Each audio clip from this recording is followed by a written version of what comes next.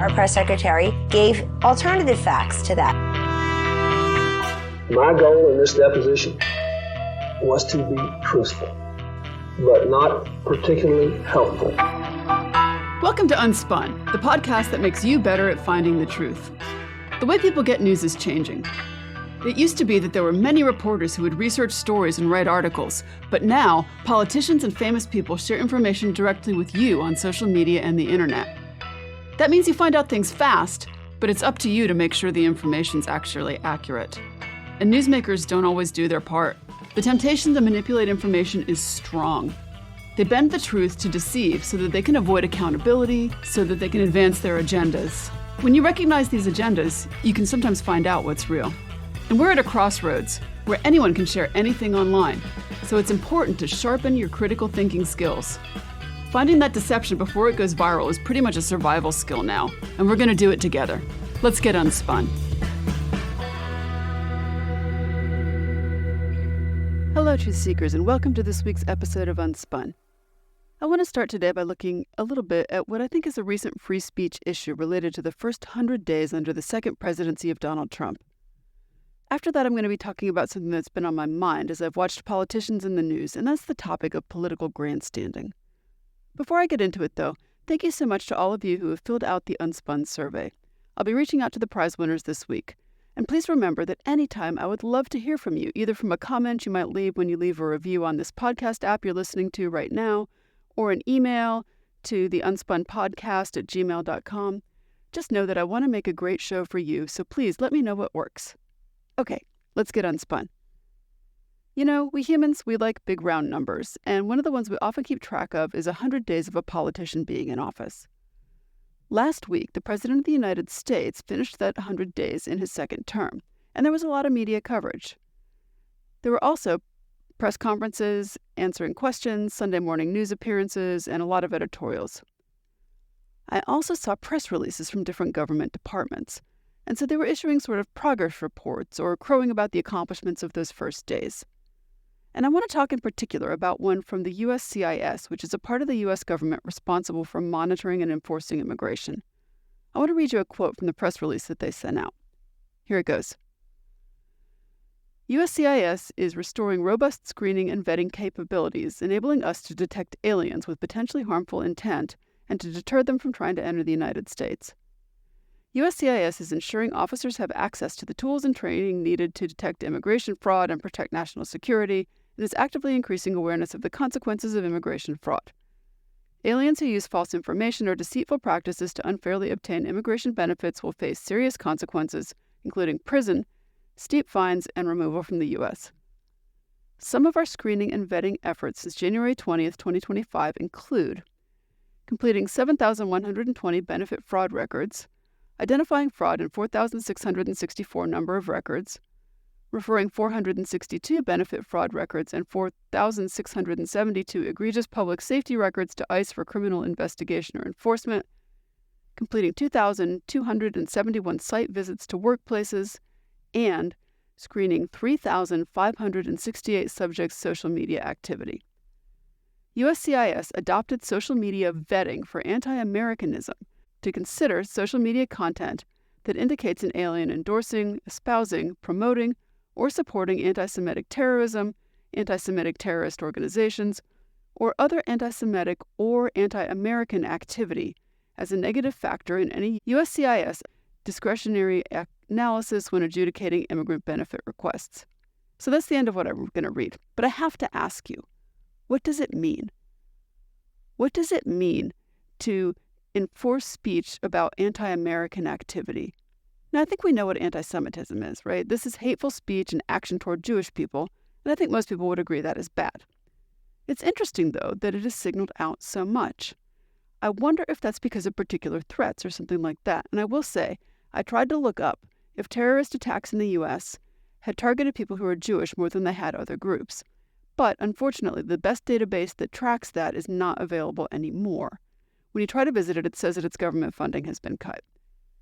In any case, even though we might agree that anti-Semitism is bad, even if it is a bigger or more serious problem than other kinds of hateful acts, I'm bothered maybe even more by the reference to anti-Americanism. Now, I did try to look up how the government might define this in practice, and I came up empty. But it seems like it could be very soft as a term, and it could also change over time, and that's a real problem. For example, maybe we decided recently that all Americans love mayonnaise. And 5 years ago, we didn't have any idea about that, and someone posted 5 years ago on social media that they don't like mayonnaise. This could then be used to deny them access to the country today. This kind of squishy definition seems really ripe for abuse, right? You can take something that you don't like, and you can redefine facts around someone's actions to hurt them. Now, we've seen this story written in other countries in history, and the results have not been good. It seems like it's a very shaky ground, and I truly find it concerning. And although people loudly trumpet their support for free speech, I don't think they really respect what it is, and I'm worried about that. So during today's episode, I want to talk about another kind of free speech. Before we get started, here's a segment of a social media post from a member of Congress that was posted before she had her first day on the Hill. Have a listen.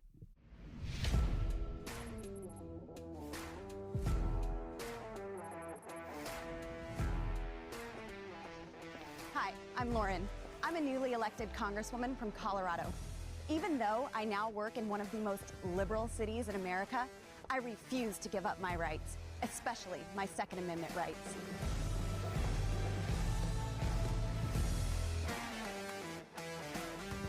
I will carry my firearm in D.C. and in Congress. The person you heard in that clip is Lauren Boebert, who is a representative to 2 different parts of Colorado in the House of Representatives over her career. Now, prior to her first election, she lived in the aptly named town of Rifle, Colorado, and she worked with a restaurant called Shooter's Grill. And Second Amendment rights, or the right to own guns, was a big part of her identity as a politician. But before she even shows up to work on the first day, I thought it was really interesting that this freshman congressperson would decide to release this kind of post. What do you think was going on with that? I'll tell you one real possibility is grandstanding. Researchers define grandstanding as saying things about your correct moral beliefs in order to make yourself look better. It's described as talking about your morals or your politics as a kind of a vanity project to draw attention to yourself and make yourself look like you are very correct and a paragon of moral virtue. So let's break it down a little bit. Scholars say that there are 2 essential components. The first is desire. That's your deep wish to be recognized. So it's kind of this desire that you have that people in general, or maybe a particular kind of people, are just going to be so impressed with you and your moral qualities. It could be how pure your beliefs are, how committed to justice you are, or how great you are at not judging other people. So you're trying to convince people that you're morally great. And let's break that down a little bit more. There's 2 kinds of ways to make this happen.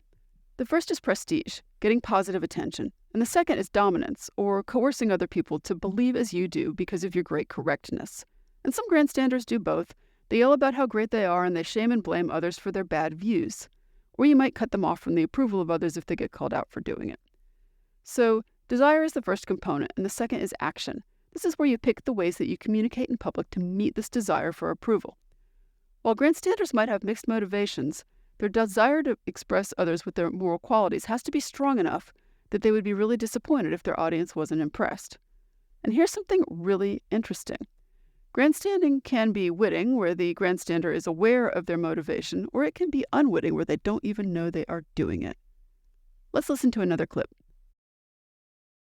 Mr. Chairman, I have a unanimous consent request. Gentleman from Louisiana is recognized. Seek unanimous consent to enter into the record a letter dated January 12, 2021 by Louisiana Attorney General Jeff Landry, where he decries all political violence and calls for an end to that and asks for respect for all political viewpoints. Without objection. Another thing we can examine because he's not here. Very good. No, you can Thank examine you. it. It's a document. He's going to No, enter into the examine record. him for what he wrote and the intent behind what he said. Well, I would But- just, okay. I would Go just on. point out that that's unanimous consents are for documents, and we got the document right here that he handed to you. Mr. Chairman, I would ask unanimous The chair consent. now recognizes Ms. Mr. Wasserman Chairman, Schultz for her 5 I have a minutes. unanimous consent request, Mr. Chairman. Pardon? I have a unanimous. Oh, okay. Gentlelady is recognized for unanimous consent request. That's a clip from a U.S. congressional hearing on the weaponization of government. And the woman you hear objecting is a representative from the Virgin Islands who is complaining that stuff is getting entered into the record and they don't get a chance to talk to the person. But the way that they are talking is, I think, maybe why broadcasts of congressional hearings aren't more popular. Questions that they will ask of witnesses sometimes have these really distasteful qualities of being more like bragging for the questioner. And it turns out that there are specific tactics that people use in grandstanding that you can watch out for. One thing you can look for is piling on. This is where someone is going to basically repeat what someone else said, right? So they're joining the chorus of people who think like they do. And why do people do this? They do it so they can kind of get in on the action, and they can make it publicly known that they hold the same values of people with what they think is a popular view. And you'll see this in a lot of places. You'll see it in online discussions, for example. Researchers have found online shaming on social media, where somebody, posts videos of something someone did that they don't like, and then hundreds of people are going to comment and say how bad that thing is. Sometimes people inside of a group feel social pressure to participate in these pile-ons. And they may even say that if you don't say a particular thing, if you don't call something out, if you're silent, you must believe the opposite.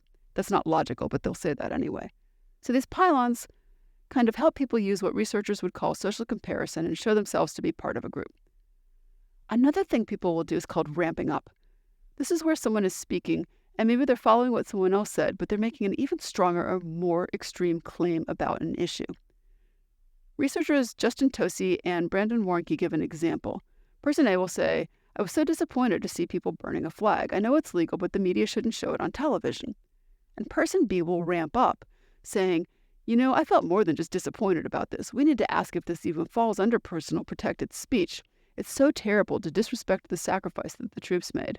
And then maybe person 3 is going to come and chime in and say, it's so terrible to disrespect the sacrifice the troops made. But I'm tired of hearing all those wimpy ideas about flag burning. If you're a true American, you would know that anyone who's a traitor to the flag should just go straight to jail.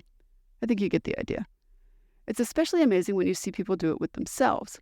For example, they might start by saying that migration into a city has caused a housing shortage. A few weeks later, you see the same person saying that migrants have caused economic problems like job loss. Fast forward a little bit more, and you'll see them saying, all immigrants are violent criminals who need to be deported or jailed or worse. It's the same person, but their view is just ramping up. Grandstanding can also show up in what researchers have called trumping up. This is taking a minor moral wrong and exaggerating it into a huge problem. Tosi and Warnke talk about this as well, but state that it's really difficult to identify examples everyone would accept. One I think of is when Barack Obama was president and he asked for a particular brand of Dijon mustard to have with a hamburger. Asking for mustard is probably a morally neutral action, but the fact that he asked for a particular brand of Dijon mustard was the source of a lot of criticism of him for being elite and out of touch.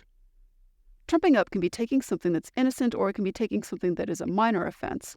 Something like, someone crosses the street against the light and you accuse them of having no respect for other people's rights on the road. Now, grandstanding doesn't always have a logical base to stand on, so one way that people who grandstand get around it is through dismissiveness. This is basically a claim of self-evidence. So you take the attitude that people who disagree with you, who disagree with the thing that you think or your moral claims, those things are so obviously true that you don't even have to explain them. So if somebody doesn't just automatically understand how true and important your statement is, they're just morally incompetent. You'll see this on social media where someone will ask, I don't understand, why is this an issue? And instead of taking the chance to explain it, they'll just be responded to, if you can't see what's wrong, I don't have time to explain it to you. You just need to do better. Grandstanding means presenting yourself as being righteous. For example, you might say that you're a patriotic American who supports the truth, using a specific phrase to give you that moral credibility. Or you might say, well, I have decades of experience working with the most disadvantaged people, or that I'm a great person of faith and I read a holy book every day. You can also do what's called pearl clutching. So you're expressing a deep personal upset when you see a moral problem. You see this when you see people reacting to the presence of homeless people in some cities and communities. And amusingly, you can even grandstand about yourself and how bad you are and how sorry you feel. Right, your own feeling sorry for something wrong you've done. I think of televangelists who get accused of mishandling money or sexual misconduct and will dramatically cry on camera. I need to take a quick break, but when I come back, we're going to look at some of the reasons grandstanding occurs and the impacts it has on society. I will be right back. Welcome back. So where does grandstanding come from? One really interesting theory is that moral grandstanding is closely related to narcissism. So, grandstanding being defined as public talk about your morals to promote yourself, to convince other people that you're morally respectable. People who do this kind of thing are usually described as being very concerned with themselves and not really that concerned with the topics that they're talking about. So one researcher suggests that grandstanding serves as a way for narcissistic people to satisfy their need for admiration or their sense of greatness. So they have this drive to improve their station or their relative standing to other people. You know, that kind of innate human motivation to seek status. And grandstanding is a way of using your moral talk to seek that status. In particular, when people are grandstanding for prestige, right, trying to get a positive evaluation and admiration from others, they've found that it correlates pretty strongly with narcissistic grandiosity, that kind of outgoing bit of it, which often carries arrogance and seeking power and really trying to dominate other people. So while usually when you talk about morality, it's a matter of ethics and the way that you treat other people, a grandstander would be talking about it mostly just to promote their own image, having that egoistic motivation. Let's switch gears a little bit and talk about how the media plays in with all of this. Researchers have found that the relationships between the news media and grandstanding are really multifaceted, but mostly media platforms serve to create that public stage that has to be there for grandstanding to work. And traditional and social media can both be important environments for people to be able to do that, especially for politicians. We've talked before on the pod about how news organizations decide what to cover because of the news values like conflict. And these values actually sort of reward a performative political behavior, such that people who do things in a dramatic way or they make these really extreme moral claims, they do tend to get more attention. Media outlets will report on how candidates speak and on their debate talking points, and so they just become the platform for that kind of messaging. And social media takes it even further, because it provides a sort of an unprecedented way for people to instantly communicate with millions of other people. And so that can really increase the temptation to grandstand. The positive feedback is even built right into the system in terms of likes and shares and other metrics of engagement.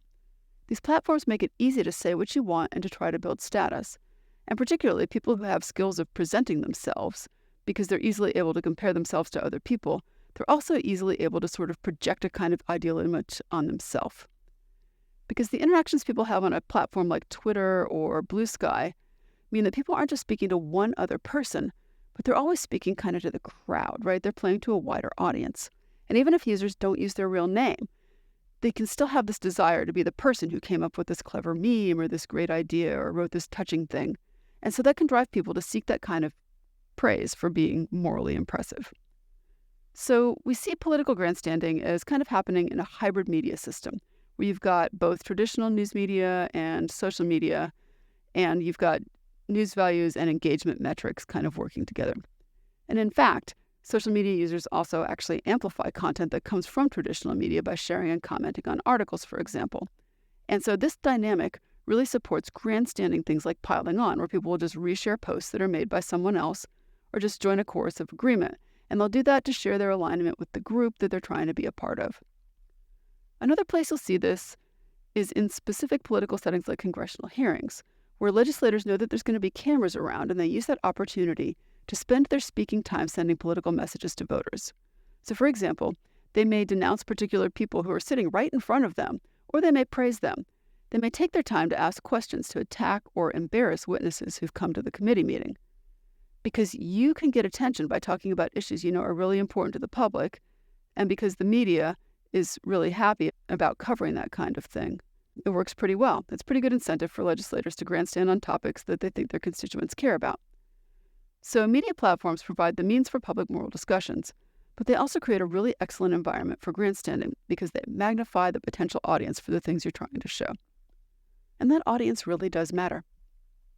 People grandstand because they want an audience to see them, right? To form that better impression of them. So when you have an engaged audience, like the crowd at a rally, for example, that does tend to attract media attention. In fact, there are groups who are known for creating moral spectacles just as a way to get their moral message across. You know, a strike picket line can be an example of this. A church holding signs about abortion outside of a service member's funeral could be another example. And I don't know about you, but I find grandstanding really distasteful. At a previous job, I used to work with students writing for student media, which meant I spent many hours a week sitting in our student newsroom. And one of the things that we had in that newsroom was a TV that was always turned to cable news. So I saw a lot of political television. And when you have to sit and be around that all the time, you see, for example, members of Congress who bring someone into their committee who's just trying to apply for a job, and the member of Congress takes all the time they have to ask questions. that they should be trying to see if the person would be good at doing the job, and they use it to present another issue entirely. It's kind of yucky.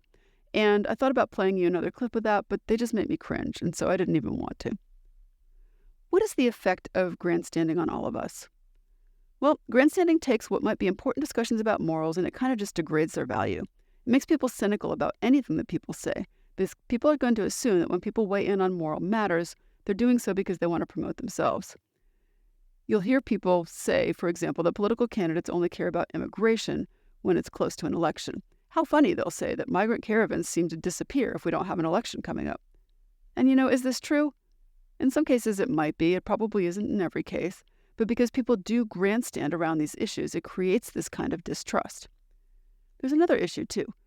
Because grandstanding appears to be very emotional, and in particular people will express outrage, this can actually lead to what we would call outrage exhaustion. It's the impact of not being able to generate outrage when it's warranted, because it's harder to get people to care. You've trained them that the things you ask them to care about are just silly. Now, grandstanding also relates to free expression. So if you're grandstanding by trolling or denigrating people who disagree with you, it can make it less likely for people to want to challenge any popular views. And this makes it harder for people to publicly change their minds because they don't get disconfirming information, and that's probably bad. Generally, communication in developed societies is built on the idea that people can share ideas, and those ideas can be tested.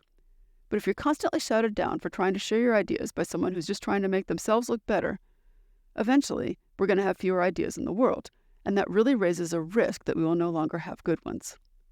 I think this relates back to the top of the episode where I talked about the U.S. immigration looking at the social media of people who wanted to come into the country to take out things that are anti-American. Anti-American can definitely be defined as dissenting against whoever is in power right now. But in a real and important way, you can also define dissent as being patriotic. Finally, domineering grandstanding, where people will do things to shame people or try to get them fired, contributes to a lot of interpersonal conflict. And eventually, if people are trying hard to identify with one type of people, you get what we have right now, where people have built almost a tribalism around certain aspects of opinion, whether that is faith or political opinions or opinions about immigration or education or other issues of the day. The people who become well-known in the media and eventually become actually powerful in government sometimes get that way just because they're really good at grandstanding. They're really good at pulling over the cameras and making themselves look moral and righteous. Now, I would be incomplete if I didn't tell you that it's actually difficult to recognize when other people are grandstanding. And that's because the definition fundamentally relates to the reason that someone is using that speech, not just the words or actions that they take. We have that idea of recognition desire, right, or that motivation to make other people think you have impressive moral qualities. There's not a simple foolproof test to identify when someone is grandstanding, but understanding what they might get from their speech could help.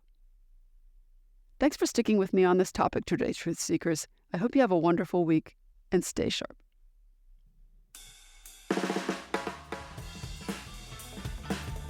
Thanks for getting Unspun with me this week.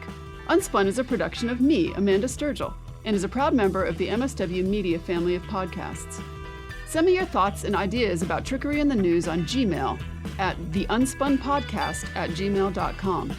I even write back. And find this episode's show notes and more information at theunspunpodcast.substack.com. Want to learn more and get smarter? Check out my book, Detecting Deception: Tools to Fight Fake News, which is available on Amazon or your favorite online bookseller. And until next time, stay sharp, everyone.